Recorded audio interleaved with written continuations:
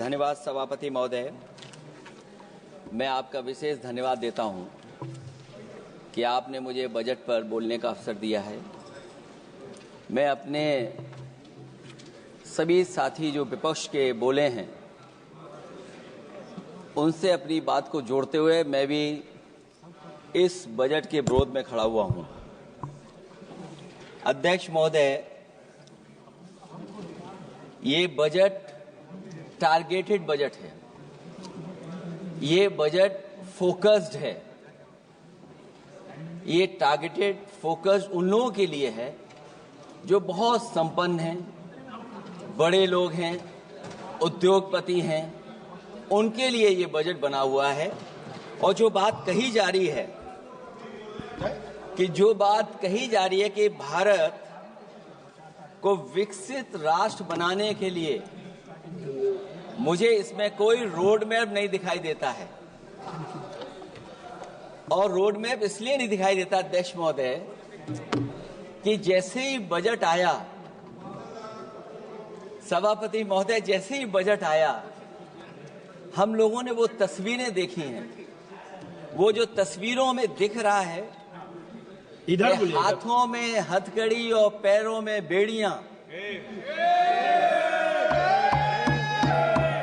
क्या सभापति महोदय 10 बजट इस देश के लिए इसलिए बनाए गए थे कि जब 11वां बजट आएगा तो पूरा देश और पूरी दुनिया ये देखेगी कि भारत के लोग हथकड़ी लगा करके और बेड़ियों को लगा करके भारत लौटाए गए। सभापति महोदय, मैं आपके माध्यम से ये बात कहना चाहता हूं कि अमेरिका जा रहे हैं तो पिछली बार हीरा लेकर के गए थे, इस बार सोने की जंजीर ले जाइएगा। जंजीर देखकर शायद उन्हें कोई और जंजीर याद आ जाए। और सभापति महोदय, हो सके तो कुछ बच्चे और महिलाओं को अपने साथ तो नहीं, किसी और जहाज में साथ लेते आएगा। वो जहाज भी तो भारत का ही होगा। इतना हक तो उनका बनता ही है कि कम से कम दूसरों की ठगी से शिकार कुछ लोग तो बाइज्जत देश लौट सकें। वैसे सवाल ये भी है कि आपके रहते ऐसी ठगी कैसे फल फूल रही है। और सभापति महोदय, इस ठगी से सबसे ज्यादा अगर प्रभावित कहीं के लोग हैं तो वो गुजरात के प्रभावित लोग हैं। क्या यही सभापति हमारे विकसित भारत की तस्वीर है? यादव जी, आप सीनियर मेंबर हैं। सभापति पार्लियामेंट्री वर्ड जो आप बोलते हैं थोड़ा सा सोच समझ के बोलिएगा। ये ठगी वर्ड जो है थोड़ा सा इसको हटा दीजिएगा। सभापति महोदय, एक दूसरी तस्वीर में हम लोगों ने देखी, महाकुंभ, जो 144 साल बाद एक झूठा प्रचार किया गया। 144 साल। सभापति महोदय, बोलने दीजिए। सभापति महोदय, कुछ पॉइंट रेज करा। सभापति महोदय, ये एक मिनट रुकिए, एक मिनट, जस्ट मिनट, एस्ट्रोनॉम, एक minute please, honourable member please, Yadav ji एक मिनट प्लीज, आप बैठिए। सभापति महोदय, यादव जी आप बैठिए, एक मिनट, आप बोलिए। संविधान का आर्टिकल 25, 26, 27 और 28 ये कहता है कि आप किसी भी रिलीजन के खिलाफ किसी प्रकार की बातें नहीं कर सकते। ये लोग एंटी हिंदू है, ठीक है, ये लोग एंटी हिंदू है, ठीक है, पूरे कांग्रेस के। I got the point, please देख लेंगे इसको। I will see, please be seated, आप लोग बैठिए, हम देख लेंगे। सभापति महोदय, हम देख लेंगे, आप बैठिए प्लीज, आप बोलिए, हम देख लेंगे। गौरव जी बोला है ना, प्लीज आप लोग बैठिए, बोलने दीजिए, नेता को बोलने दीजिए, माननीय नेताजी को बोलने दीजिए। वो महाकुंभ की तस्वीर, क्या हो रहा है? ये भड़काना चाहते हैं, सभापति महोदय, ध्यान भड़काना चाहते हैं। एक मिनट, कोई भी ऐसा करके नहीं आए हो, कोई भी आस्था के विरोध में बोला, आपको कोई अधिकार नहीं बनता है। आप स्नान करके नहीं आए हो, आपने स्नान नहीं किया कुंभ में। बोल दिया मैंने, सभापति बोल दिया महोदय, मैंने, बोल दिया मैंने, बोल दिया प्लीज। आप हटा दिया जाएगा, हटा दिया जाएगा वो। सभापति महोदय, इन्होंने कुंभ में स्नान नहीं किया। आप इधर देखिए, शहर पर देखिए, उधर मत देखिए, शहर को संबोधन कीजिए। अगर फोटो आई होती तो मैं जैकेट वाली भी फोटो देख लेता। आपका कोई गलत फोटो दिखा है, सभापति महोदय, ऐसा लग रहा है। विकसित भारत की जो दूसरी तस्वीर देखी जी, वो तस्वीर न केवल हम लोगों को दुख पहुंचाती है, बल्कि तमाम वो सनातन को स्वीकार करने वाले लोग, उनको दुख पहुंचाया होगा।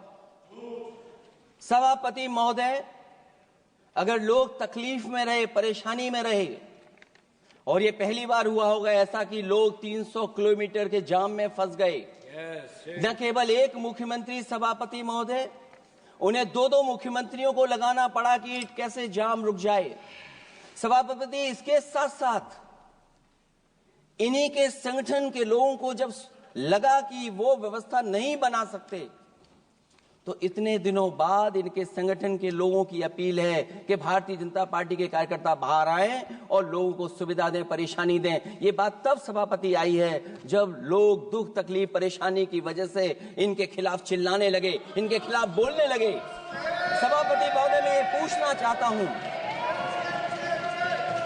जिस स्नान के लिए प्रधानमंत्री गए हो, देश के राष्ट्रपति गए हो, उपराष्ट्रपति गए हो, मंत्री गए हो, क्या यही विकसित भारत की तस्वीर होगी जिसमें आप ट्रैफिक मैनेज नहीं कर पा रहे हैं? आप हर शहर में ये कहा गया कि कोई शहर से निकले नहीं, सब के सब वहीं पर रुक जाएं, आगे नहीं जा सकते, दर्शन नहीं कर सकते। अगर ये सच्चाई नहीं है सभापति महोदय, सब बॉर्डर सील हुए हैं, जितना भारत के लोग सब बॉर्डर सील हुए हैं, और फिर चांद पर पहुंचने का क्या फायदा जब जमीन की समस्याएं न दिखती हों आपको, जमीन की समस्याएं न दिखती हों। और सभापति महोदय, मैं सरकार से जानना चाहता हूं, वो ड्रोन कहां हैं? वो जो डिजिटल इंडिया की बात कही गई थी, वो कहां है? जो लोग अभी तक इस बात की डिजिट नहीं दे पा रहे हैं कि कितने लोगों की जान गई है, कितने लोग वहां पर खो गए हैं। सभापति महोदय, इधर विज्ञापन और कार्टूनों की बड़ी चर्चा हो रही थी। मुझे याद है कि एक दिन मैंने अखबार देखा, अंग्रेजी अखबार, और मैं समझता हूं ये माननीय सदस्य जितने लोग रहे होंगे उन्होंने वो अखबार जरूर देखा होगा, न्यूज़पेपर, और उसके फ्रंट पेज पर एक विज्ञापन था, और उस विज्ञापन की जो तस्वीर थी उसमें एक जानवर, मुझे पहचान में नहीं आ रहा, वो शायद गधा रहा होगा, वो जेल के अंदर है।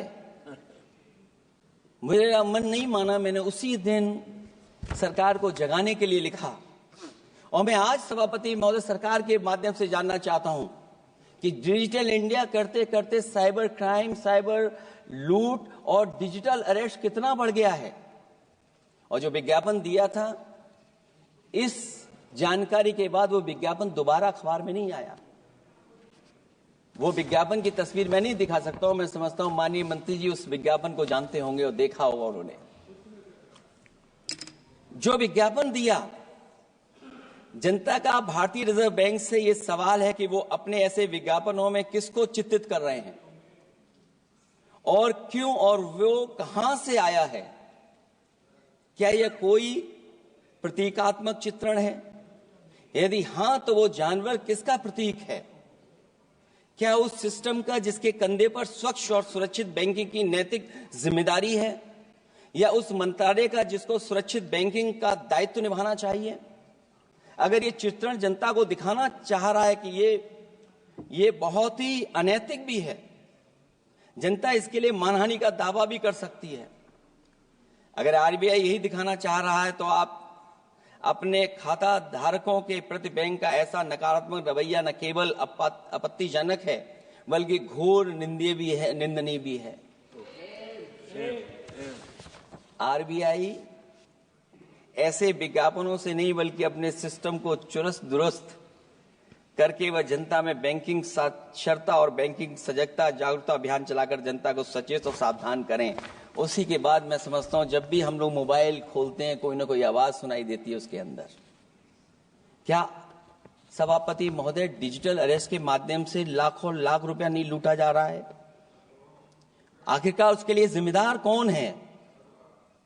कौन जिम्मेदार है उसके लिए? जो बजट दिया है, जो बजट में बातें निकल करके आ रही हैं, बजट में पीडीए के उत्थान के लिए कुछ भी नहीं है सभापति महोदय। और जो लोग अपनी जीडीपी की न जाने कितनी कहानियां बताते थे, आज वो जीडीपी रेट क्यों कम होता चला जा रहा है? क्यों जीडीपी 6.4% के आसपास पहुंच गई है? न केवल जीडीपी बल्कि आज अगर हम 87 रुपए लेकर के ही $1 ले सकते हैं।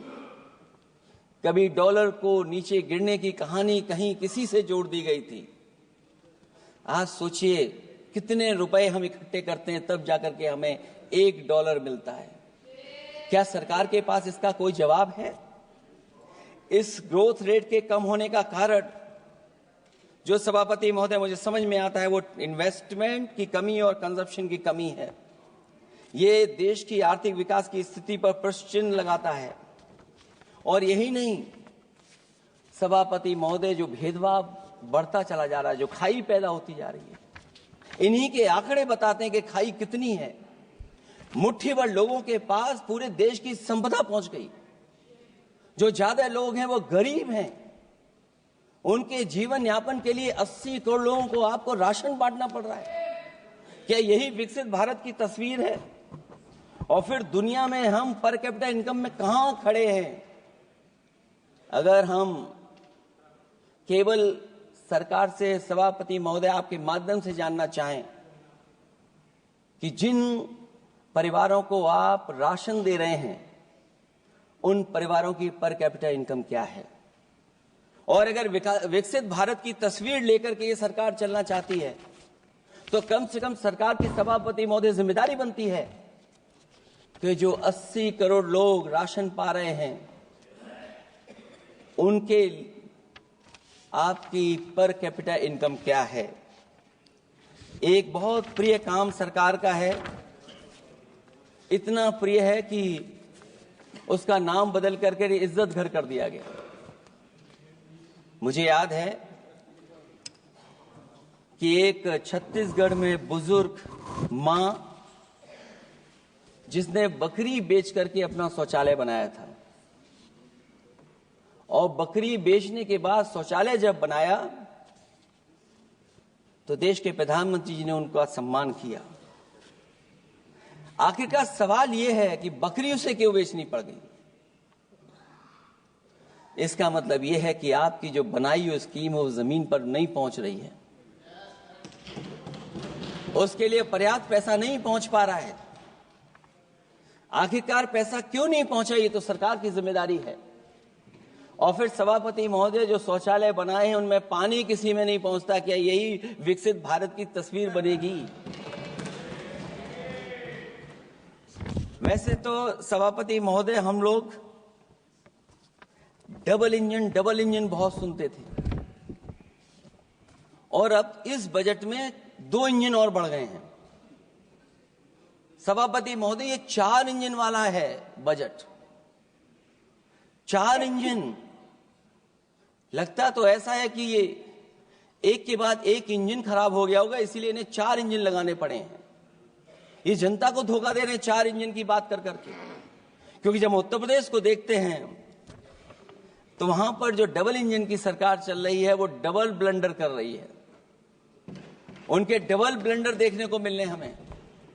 और अगर ये 4 इंजन की सरकार है, जो सबसे पहला इंजन है सभापति महोदय वो हमारे किसान और कृषि का है। 10 साल गुजरने के बाद भी और इतने बजट आने के बाद भी आज तक किसानों की आय दोगुनी नहीं हुई। यह हमारे तमाम माननीय सदस्य समय समय पर अपने क्षेत्र की जो समस्या है फसल को लेकर के सवाल खड़ा करते हैं। कई किसान नेता आंदोलन कर रहे हैं, अभी भी आंदोलन चल रहा है। सभापति महोदय, इस सरकार के पास जो विकसित भारत का सपना दिखा रही है, अभी तक किसान की आय दोगुनी कैसे हो उसका कोई रोड मैप नहीं है इनके पास। अगर कोई रोड मैप रहा हो तो बता दें हमें। और फिर एमएसपी की कानूनी गारंटी, सभापति महोदय, हजारों किसानों की जान चली गई कि एमएसपी को कानूनी गारंटी मिले, लेकिन आज भी वो गारंटी नहीं मिल पा रही है। क्या यही हमारा विकसित भारत होगा जिसमें किसान को एमएसपी नहीं मिलेगी, उसकी कोई गारंटी नहीं है?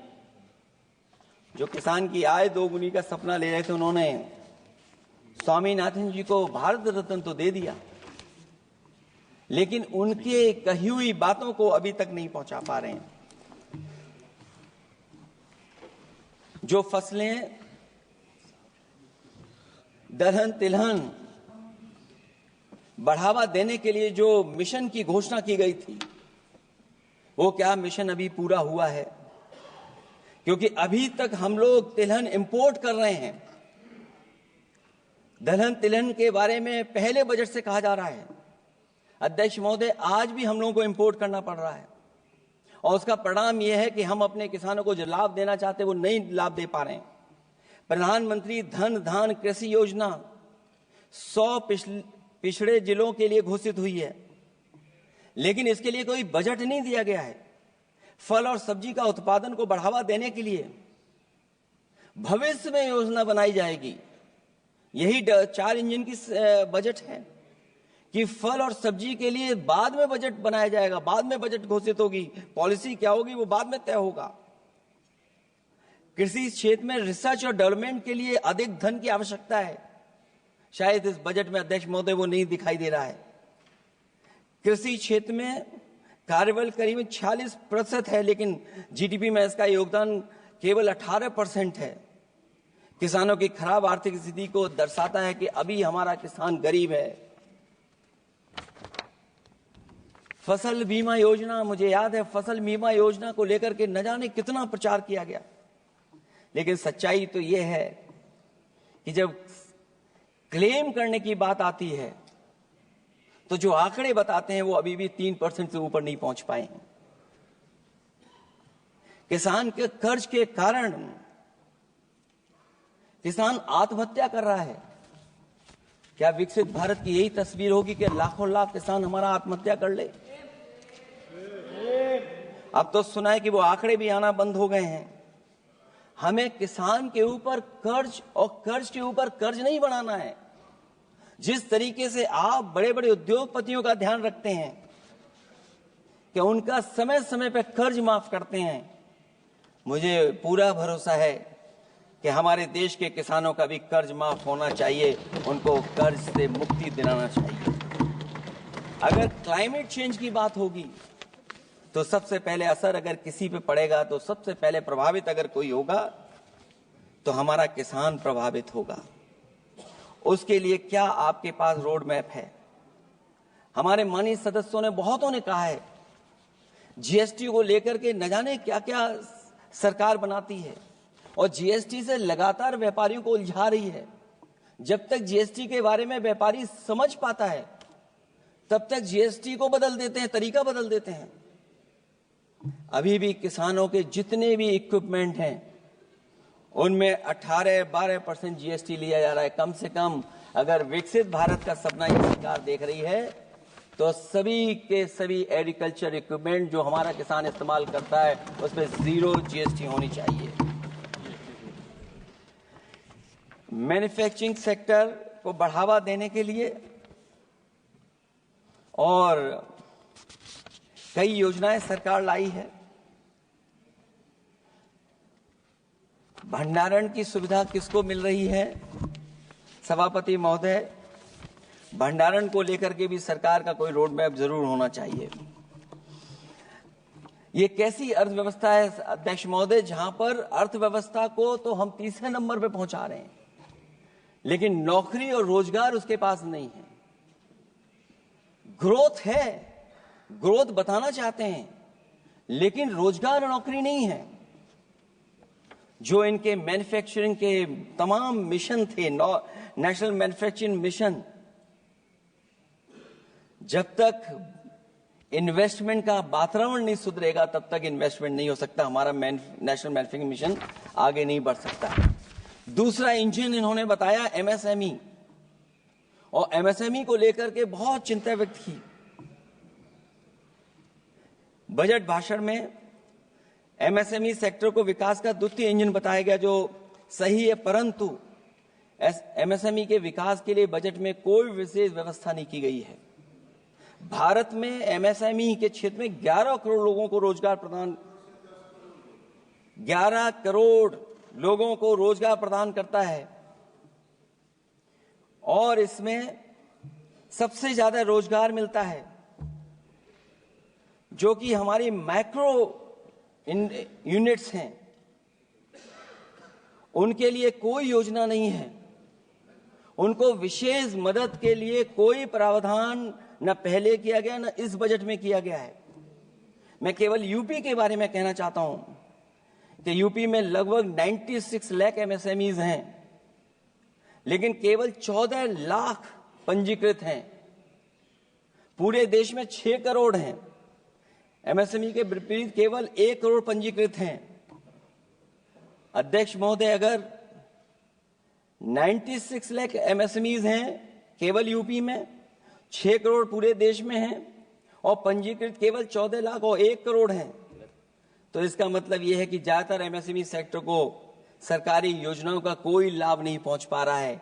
मुझे उम्मीद है कि एमएसएमई को लाभ पहुंचाने के लिए सरकार जागरूक होगी और अपनी डबल इंजन सरकारें जहां जहां चल रही हैं उनको जगाने का भी काम करेंगे।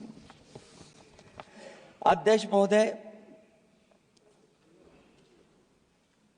एक समय ऐसा भी था जब लोग बजट के आने पर खुश होते थे, क्योंकि बजट नई उम्मीद जगाता था, देश और जनता को आगे की ओर ले जाता था। लेकिन भाजपा सरकार के बजट में न देश के विकास के लिए कुछ होता है, न जनता की तरक्की के लिए। बजट मायूसी लेकर नहीं आना चाहिए। बजट देश का आर्थिक मानचित्र होता है। वो दर्शाता है कि किस तरह पूरे देश का संतुलित, मतलब हर राज्य का बराबर विकास हो, और जो भी राज्य या क्षेत्र भौगोलिक, शैक्षिक, सामाजिक, राजनीतिक कारणों से पिछड़ गया है, उसके लिए कैसे प्रावधान किए जाएं जो वो भी मुख्य धारा से जुड़ सके। वर्तमान में बैलेंस डेवलपमेंट की नीति पिछड़ती जा रही है। मैंने कई मौकों पर कहा है, आज फिर दोहरा रहा हूं कि अध्यक्ष महोदय, सच्चा विकास वही होता है जो भेदभाव मिटाता है। अच्छा बजट किसी देश को हर दिशा में विकास का रास्ता तैयार करता है। इन्हीं अर्थों में बजट लोकतांत्रिक होता है, जो समाज के हर वर्ग के लिए लाभकारी होता है। ये सबसे आखिरी व्यक्ति को ताकत देकर के उसे आर्थिक मुख्य धारा से जोड़ता है। ये बजट होता है। और मैं तो कहूंगा अध्यक्ष महोदय, मिट जाए अमीरी गरीबी के बीच की वो सब खाई जिसमें भेदभाव और गैर बराबरी की जड़ें जमाई। बजट के अंदर उसके लिए हमेशा एक दिल धड़कना चाहिए, जो आज भी भूख के सूचकांक के आंकड़े बनाकर देश के दिखावटी विकास के सच का भंडाफोड़ कर रही है। भूख मिटे, महंगाई घटे, यही बजट का सबसे बड़ा नारा होना चाहिए। निर्बल को सबल बनाना, निराशा को आशा में बदलना ही बजट का मानवीय पहलू होना चाहिए। बजट का सबसे बड़ा सिद्धांत कमजोर के प्रति हमदर्दी होना चाहिए। बजट बनाने की सोच किसी या कुछ लोगों को लाभ पहुंचाने की नहीं होनी चाहिए, बल्कि इंसानियत के नजरिए की उसी बुनियाद होनी चाहिए। यदि बजट के आने से निर्बल सबल बनता है तो समझो बजट अपने उद्देश्यों से सफल हुआ है, नहीं तो उसे असफल ही माना जाना चाहिए। अध्यक्ष महोदय, रोटी की भूख किसानों को विश्वास में लेकर ही मिटाई जा सकती है, और मैंने पहले भी कहा, फिर दोहराता हूं उन बातों को। किसान को फसल का सही दाम दिलवाना और उसे बीज, खाद, पानी का इंतजाम करना, आवारा पशुओं से उनकी फसलों को बचाना। और ये आवारा पशुओं को अध्यक्ष महोदय मैं इसलिए कहना चाहता हूं, उत्तर प्रदेश के चुनाव में देश के प्रधानमंत्री जी आए थे, उन्होंने कहा था कि मैंने एक रोड मैप बनाया है और 2 हफ्ते मुझे लगेंगे, सरकार बनवा दीजिए, एक भी जानवर सड़क पर नहीं दिखाई देगा और किसान की जान नहीं जाएगी और न खेतों की बर्बादी होगी। लेकिन अध्यक्ष महोदय, मैं उत्तर प्रदेश के माननीय सदस्य चाहे इधर के हों उधर के हों, वो जानते होंगे कि इस तकलीफ और परेशानी से अभी भी किसान उभर नहीं पाया है और आज भी खेतों को उसे चार दीवारी या तारों से जोड़ करके चलना पड़ रहा है। फसलों को बचाना सरकार की प्राथमिकता होनी चाहिए। इस मामले में जुमलेबाजी और झूठे वादे अच्छे नहीं। आंकड़े बताते हैं कि देश में बहुत सारे ऐसे कारोबार हो रहे हैं जो कारोबार बढ़ते चले जा रहे हैं। कई उद्योगपति कई गुना कारोबार से लाभ उठा रहे हैं। कई विदेशी कंपनियां इस धंधे में अरबों कमा रही हैं, लेकिन आलू का किसान इस लाभ से वंचित है। जहां अध्यक्ष महोदय, बिहार के लिए मुनक्का को लेकर के अगर वोट बढ़ाए, मैं उसका स्वागत करता हूं। मखाने को लेकर के एक कदम आगे चला गया, मैं दूसरे स्टेट में पहुंच गया अध्यक्ष महोदय। लेकिन मखाने का जो बोर्ड बनाए, लेकिन हमारे साथियों, मखाने का ध्यान रखना। जिस तरीके से पॉपकॉर्न का मीठे और नमकीन में जीएसटी में हेरफेर हो गया है, कहीं आपके मखाने में भी मीठे का जीएसटी अलग हो, नमकीन का अलग हो, गुड़ वाले का अलग हो मखाने में। हाँ, कहीं वैसा ही ना करेंगे। आज किसान का आंदोलित होना सरकार की विफलता का सबसे बड़ा उदाहरण है। सरकार और किसान के बीच भरोसे के बिना भूख नहीं मिटाई जा सकती है। समय पर बीज खाद को मिलना, कृषि ऋणों को माफ होना, एमएसपी दिलवाना सरकार का दायित्व है। वो इससे बच नहीं सकती। किसानों के हिस्से में काले कानून नहीं, सतरंगी भविष्य आना चाहिए और ये सरकार काले कानून ला करके हमारे किसानों को अपमानित करना चाहती है। वहीं अध्यक्ष महोदय, हमारे मानव संसाधन के लिए स्वास्थ्य एक बड़ी चुनौती है। चिकित्सा स्वास्थ्य में सुधार होना बेहद जरूरी है। आज के समय की सबसे बड़ी जरूरत है कि हर शरीर को पोषक आहार मिल सके, कार्य की दशाएं अच्छी हों, वर्क लाइफ बैलेंस सही हो, जिससे मानसिक रूप से भी लोग स्वस्थ रहें। इसके अलावा पर्यावरण को भी अब स्वास्थ्य के बड़े कारक के रूप में लेना होगा। एनवायरनमेंट को हेल्थ फैक्टर के रूप में देखना होगा। हर तरह के प्रदूषण को रोकना होगा, हरियाली बढ़ानी होगी। साथ ही एक बात और अहम है, और वह है हर तरफ नकारात्मकता, नफरत का प्रचार। इससे इंसान के अंदर निगेटिविटी आती है, आपस का विश्वास और सौहार्द टूटता है। इसके परिणाम स्वरूप इमोशनल सपोर्ट सिस्टम फेल होने लगता है। फेक न्यूज लोगों को मानसिक रूप से धीरे धीरे बीमार बना रही है। इसे हर हाल में रोकना होगा। और अध्यक्ष महोदय, इसमें विपक्ष से ज्यादा सरकार की जिम्मेदारी है, क्योंकि कई मौकों पर हम लोग देखते हैं कि सरकार जितना अपने आप का प्रचार करना चाहती है, उससे ज्यादा दूसरों को कैसे बदनाम किया जाए उसके लिए प्रचार करती है। ये शायद सरकार की जिम्मेदारी बड़ी बनती है। इससे देश के मानव संसाधन में जो जानबूझ करके आपसी अविश्वास बढ़ाया जा रहा है और समाज में सौहार्द को भी जानबूझ करके घटाया जा रहा है, जिससे कुछ लोग अपनी सियासी रोटियां सेक सकें। इसके लिए सख्त कानून लाना चाहिए अध्यक्ष महोदय। एक तरफ सरकार लोगों को सही इलाज नहीं दे पा रही है, दूसरे जीवन और स्वास्थ्य बीमा पर भी टैक्स लग रहा है। सरकार मुनाफा कमाने के लिए नहीं बनती है, बल्कि जनता के कल्याण के लिए बनती है। ये बात कुछ लोगों को याद रखनी चाहिए। अगर आप अध्यक्ष महोदय, अगर काम है भी तो सही दाम नहीं मिल रहा है। ये बात अगर एक पढ़े लिखे युवा के लिए सही है, तो एक मजदूर के लिए भी दिन भर कमर तोड़ मेहनत तो करता है, लेकिन उतना पैसा मजदूरी में नहीं पाता है कि अपनों का अपना पेट भर सके। आज जबकि देश की अधिकांश आबादी युवा है, ऊर्जा से भरी हुई है, कुछ करना चाहती है, ऐसे में सरकार को सिर्फ ये करना है कि वो देश के कारोबारी वातावरण और व्यावसायिक व्यवस्था का निर्माण करे, लोगों के टैलेंट को पहचाने, उसकी सच में स्किल मैपिंग करे, जिससे युवा को प्रतिभाओं के अनुसार उसको काम रोजगार मिल सके, जिससे युवाओं को देश के निर्माण में अपना योगदान करने का मौका मिले। अध्यक्ष महोदय, जब से ये सरकार बनी है, महंगाई बढ़ती चली जा रही है। महंगाई कहां पहुंच गई है सरकार को बेहतर पता है, आकलन है उनको। इसलिए अध्यक्ष महोदय, महंगाई एक ऐसी समस्या बनकर उभरी है जिसने हर कौर को भारी बना दिया है, जिस तरह सत्ता में बैठे हुए लोग राजनीतिक चंदे के नाम पर कंपनियों से उगाही कर रहे हैं, दरअसल वो भी दामों के बढ़ने का एक बहुत बड़ा कारण है। सरकार ने मुनाफाखोरी की लगाम खोल दी है और मुनाफाखोरों को छुट्टा बैल हो गए हैं। आजाद भारत के इतिहास में भी नोटबंदी और जीएसटी दो सबसे बड़े आर्थिक सुधार हैं, सुधार नहीं बल्कि सबसे बड़े आर्थिक विकार बनकर के उभरे हैं।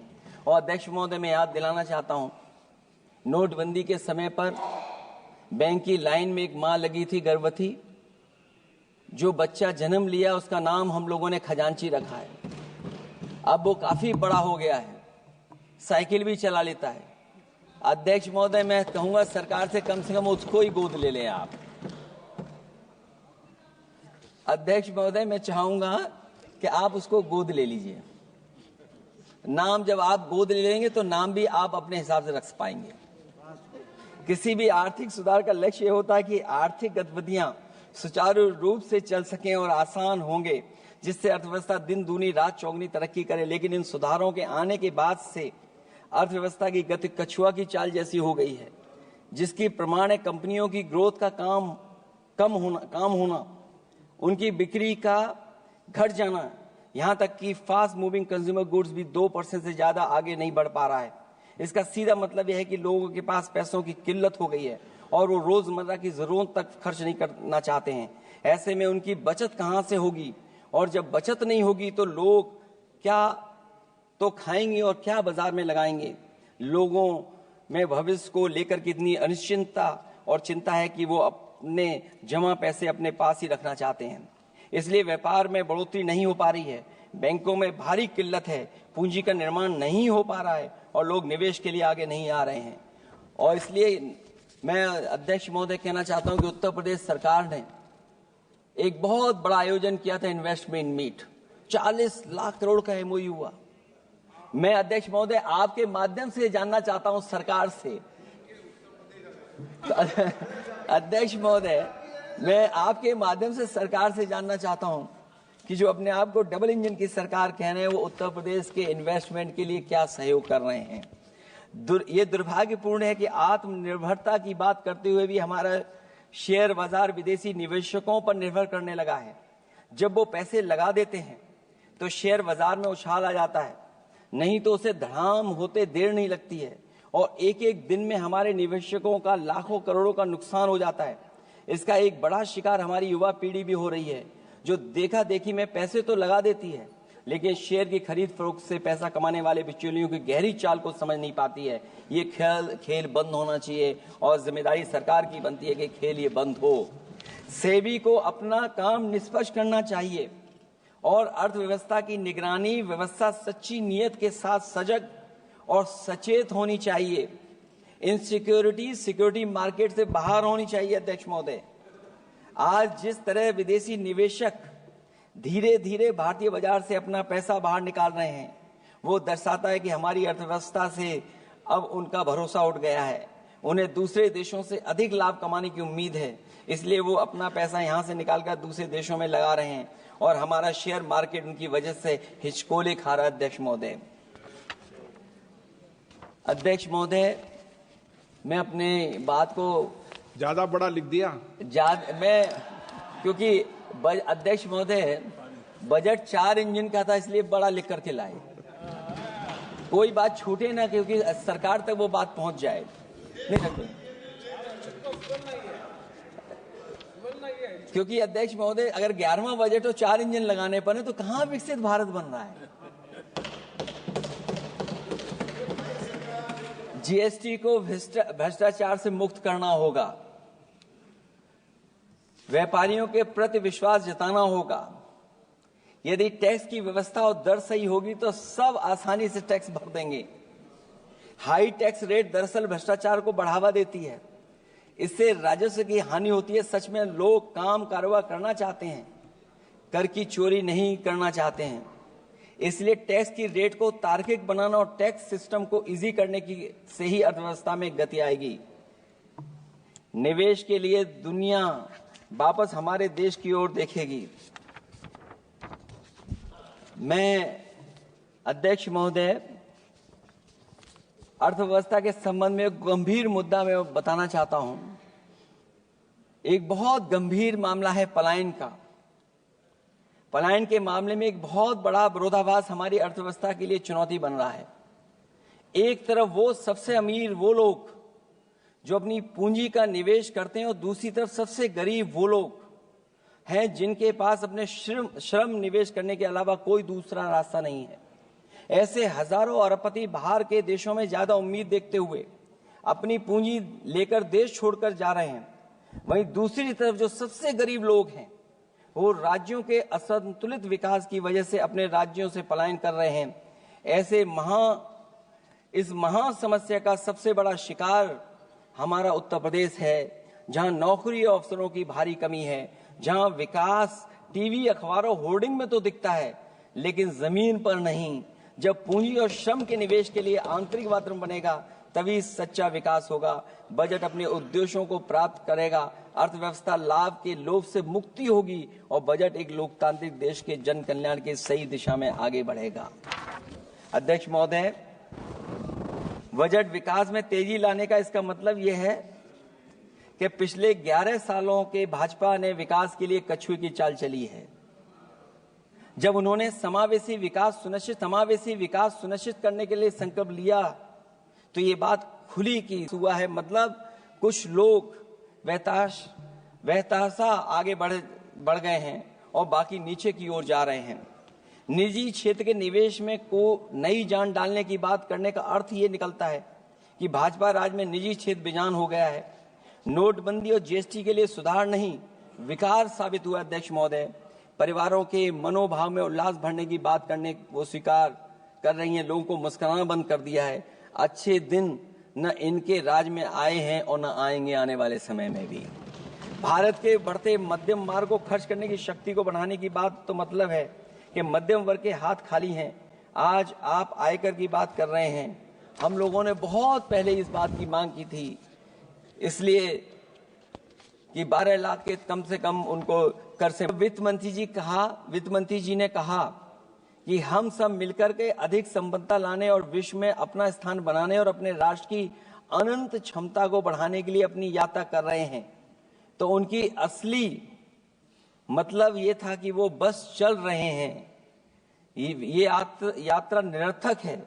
अगर 11 साल बाद भी मंजिल का अता पता नहीं है तो ये यात्रा कौन सी है। अध्यक्ष महोदय, जब आपने कहा कि हमारे सामने प्रतिकूल भू राजनीतिक परिस्थितियां हैं तो अध्यक्ष महोदय ये बताए सरकार कि आपने उन्हीं प्रतिकूलों को क्यों होने दिया, प्रतिकूल परिस्थितियों को क्यों बनने दिया। हमारे संबंध पड़ोसियों से क्यों खराब हुए, हमारी सीमाएं क्यों असुरक्षित हुई, हम क्यों अपनी बात अंतर्राष्ट्रीय पटल पर रखने में कामयाब नहीं हुए हैं। जब आपने कहा कि हमारी अर्थव्यवस्था सभी प्रमुख वैश्विक अर्थव्यवस्थाओं के बीच सबसे तेजी से बढ़ने वाली अर्थव्यवस्था है, तो आप ये क्यों भूल गए कि हमारा रुपया उनके शासनकाल में सबसे निचले स्तर पर पहुंच गया है। सबका विकास का आपका नारा सबका विनाश में कैसे बदल गया है, क्योंकि जब रुपया नीचे जाएगा तो विनाश का ही रास्ता खोलेगा। बड़े से लेकर छोटे उद्योग धंधे दुकानदारी सब चौपट क्यों हो गए हैं। मेक इन इंडिया, मुद्रा योजना, स्किल इंडिया, ये सब नाकामी की किताब के चैप्टर कैसे बन गए। वहां सवाल ये कि कैसे व्यापार कारोबार केवल कुछ लोगों के हाथ में ही सिमट गया और बाकी सबका काम धाम क्यों मिट गया। अध्यक्ष महोदय, हम भी मानते हैं कि कोई देश केवल उसकी मिट्टी से नहीं है बल्कि देश उसके लोगों से है, लेकिन आप लोग ये बात सिर्फ कहते हैं, करते नहीं हैं। जनता आपके लिए बस नारे का विषय है। आप कहती हैं कि हमारे लिए विकसित भारत में शामिल हैं गरीबी से मुक्ति, 100% अच्छे स्तर की स्कूली शिक्षा, बेहतरीन सस्ती और सर्वसुलभ स्वास्थ्य सेवाओं तक पहुंच, 100% कुशल कामगार के साथ सार्थक रोजगार, आर्थिक गतिविधियों से 70% महिलाएं और देश को food basket of the world बनाने वाले किसान। अगर ये आपका लक्ष्य है, पर क्या आपके राज्य में अमीरी गरीबी की खाई नहीं बढ़ी। भू के इंडेक्स में हम कहां जा पहुंचे हैं। स्कूली शिक्षा का बजट कम नहीं हुआ, स्वास्थ्य सेवाएं महंगी नहीं हुई, यहां तक कि अपने स्वास्थ्य बीमा पर भी टैक्स लगा दिया है। आपने योग्य लोगों को बेरोजगारी के अंधेरे में धकेला और आपके बड़े बड़े नेताओं ने तो यहां तक कह दिया कि कमी नौकरी की नहीं है, योग्यता की है। अपनी युवा पीढ़ी को हताश निराश करने का पाप आप लोगों ने किया है। कुशल कारीगर के नाम पर आपने युवाओं को डिलीवरी पर्सन बनाकर छोड़ दिया है। आपके राज्य में महिलाओं के खिलाफ अपराध के आंकड़े बढ़े हैं। ऐसे असुरक्षित माहौल में आप कैसे आर्थिक गतिविधियों में उनकी भागीदारी की बात कर सकते हैं? आपके मंत्रिमंडल में ही कितनी भागीदारी है, ये आपसे अच्छा और कौन जानता होगा। रही बात food basket of the world बनाने की बात, तो पहले आपसे आग्रह की आप अपने लोगों की थाली भर दीजिए। ऐसे हवाई जुमले उछालिए, कम उछालिए। इनमें अध्यक्ष महोदय, मैं अपनी बात को खत्म करता हुआ इतना ही कहना चाहता हूं कि इस बजट में जिन 6 क्षेत्रों में परिवर्तनकारी सुधार की बात कही गई है, उनमें से कराधान अब तक सफल नहीं होगा जब तक उसे सरल, पारदर्शी और ईमानदार नहीं बनाया जाएगा। जब तक विद्युत क्षेत्र को निजी हाथों में सौंपकर मनमानी वसूली से रोका नहीं जाएगा। शहरी विकास के नाम पर जब तक जमीनों कुछ धनवानों के हाथों में कौड़ियों के दाम बेचने का खेल खत्म नहीं किया जाएगा। खनन के नाम पर जब तक जल, जंगल, जमीन पर आदिवासी पारंपरिक अधिकार की हकमारी की हेराफेरी रोकी नहीं जाएगी, और जब तक वित्तीय क्षेत्र और विनियामक सुधार की निष्पक्ष कोशिश नहीं की जाएगी। अंत में मैं अध्यक्ष महोदय इतना ही कहना चाहूंगा कि असली तरक्की है वही जो हर फर्क मिटाती है।